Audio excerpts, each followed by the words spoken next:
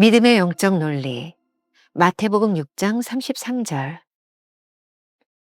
하나님과의 관계가 우선입니다.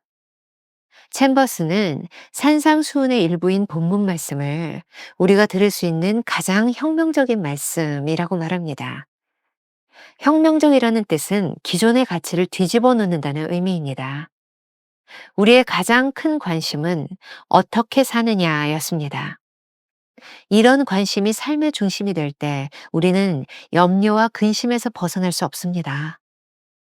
예수님께서는 그 순서를 반대로 만드십니다.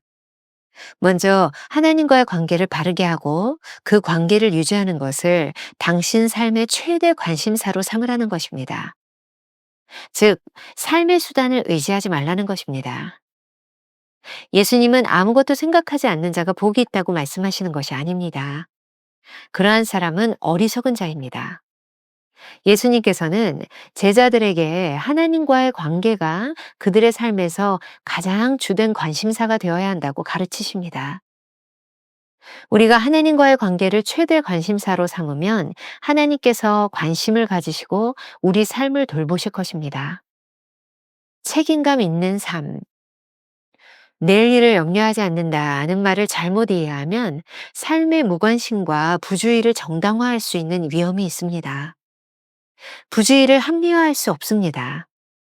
예수님의 말씀은 삶의 최대 관심에 있어서 하나님과의 관계를 첫째로 두고 다른 모든 것은 그 다음이라는 것입니다. 하나님 나라를 먼저 생각하는 사람은 이 세상 것에 대해 올바른 생각을 가지며 책임감 있는 사람이 됩니다. 이 세상은 하나님이 이처럼 사랑하사 당신의 독생자를 아끼지 않고 주신 세상이니 말입니다. 믿음이 없으면 내일은 언제나 절망입니다. 그러나 믿음이 있으면 내일은 언제나 희망입니다. 하나님은 오늘을 충실히 사는 사람에게만 내일의 복을 약속해 주십니다. 오늘을 기쁘고 의롭게 그리고 감사하며 사십시오. 믿음이 있는 자에게 내일은 늘 소망입니다. 이러한 혁명적인 삶에는 훈련이 필요합니다. 이 말씀이 우리 삶에서 실현될 수 있도록 성령님께 의탁하는 것은 가장 힘든 훈련 중 하나입니다. 김병삼 목사의 매일 만나 365. 오늘은 5월 21일 믿음의 영적 논리라는 제목으로 말씀을 나누겠습니다. 첫 번째, 하나님과의 관계가 우선이다. 염려하지 않도록 주의하라는 말은 챔버스가 아주 자주 사용하는 표현입니다. 챔버스의 좌우명 중에 하나가 염려하지 않기로 작정하는 삶이라는 것을 이전 묵상에서 여러 번 나눴습니다. 오늘 묵상은 5월 18일 묵상과 맥이 통하고 있습니다. 결론부터 말하자면 오늘 말씀 역시 하나님과의 관계가 초점입니다. 오늘 말씀은 산상수훈 말씀 중 일부이죠. 챔버스는 이 말씀이 우리 인간들이 들을 수 있는 가장 혁명적인 말씀이라고 말합니다. 혁명적이라는 것은 기존의 가치를 뒤집어 놓는다는 뜻입니다.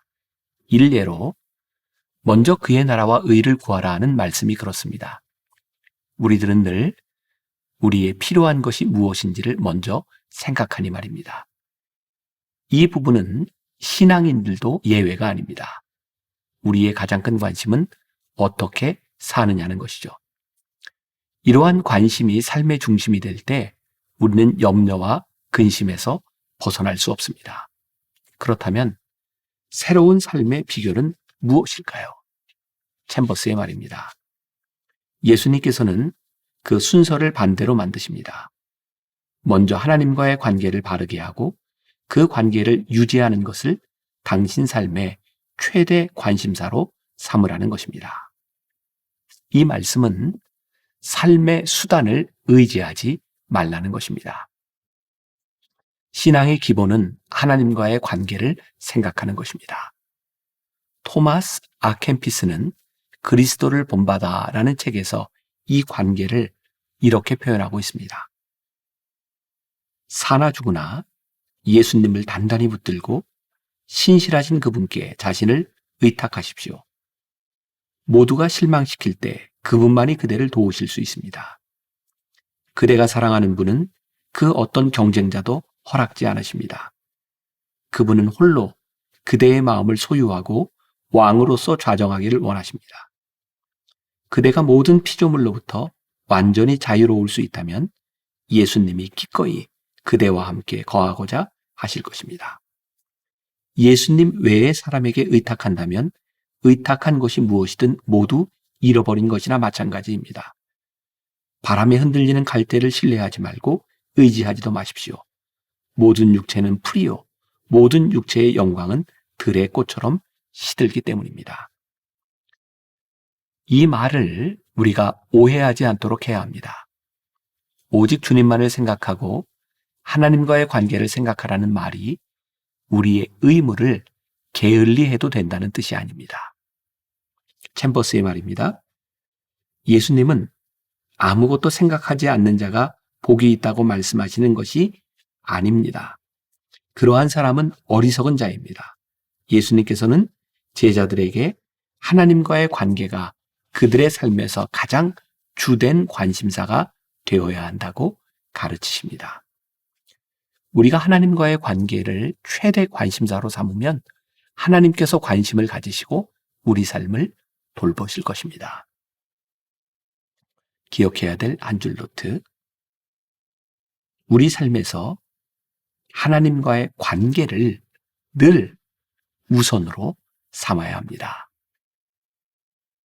두 번째, 책임감 있는 삶. 내일 일을 염려하지 않는다는 말을 잘못 이해하면 우리 삶의 무관심과 부주의를 정당화할 수 있는 위험이 있습니다. 이 말의 진정한 의미는 무엇을 먹을까, 무엇을 마실까 하는 염려가 우리 삶을 지배해서는 안 된다는 것입니다. 만일 우리가 먹고 마시는 일에 부주의해서 고생을 하고 이 땅에서 우리가 돌볼 것이 아무것도 없는 듯이 행동한다면 하나님께서는 우리에게 책임을 물으실 것입니다. 챔버스의 말입니다. 부주의를 합리화할 수 없습니다. 예수님의 말씀은 삶의 최대 관심에 있어서 하나님과의 관계를 첫째로 두고 다른 모든 것은 그 다음이라는 것입니다. 저는 이 말씀을 이렇게 이해합니다. 하나님의 나라를 먼저 생각하는 사람은 이 세상 것에 대해 올바른 생각을 가질 수 있다. 하나님을 가장 먼저 생각하는 사람은 세상에서 만나는 사람들에게도 최선을 다합니다. 이 세상에 사는 사람들은 하나님께서 사랑하는 사람들이니 말입니다. 하나님의 나라와 의를 생각하는 사람들은 이 세상에서 책임감 있는 사람이 됩니다. 이 세상은 하나님이 이처럼 사랑하사 당신의 독생자를 아끼지 않고 주신 세상이니 말입니다. 몇 년 전에 제가 마태복음 6장 33절 말씀을 본문으로 이렇게 믿어라 라는 제목의 설교를 한 적이 있습니다. 그때 나누었던 예화가 있는데 오늘 말씀을 이해하는 데 도움이 될 것 같아 소개합니다. 하영조 목사님의 책 사랑하는 그대에게에서 보았던 예화 중에 하나입니다. 선교가 거의 불가능한 모슬렘 지역에서 40년간 일해온 선교사님에게 물었답니다. 오늘날까지 어떻게 지내셨습니까? 그분이 이렇게 대답합니다. 제게는 좋은 후원자가 있습니다. 바로 마태복음 6장 33절 말씀입니다. 하나님께서는 한 번도 이 약속을 어기신 적이 없으십니다. 너희는 먼저 그의 나라와 그의 의를 구하라. 그리하면 이 모든 것을 너희에게 더하시리라. 선교사님은 또 이렇게 말씀하셨습니다. 감옥에 있을 때나 사막을 걷고 있을 때나 세상 후원자가 다 끊어졌을 때에도 하나님은 이 약속을 지켜주셨습니다.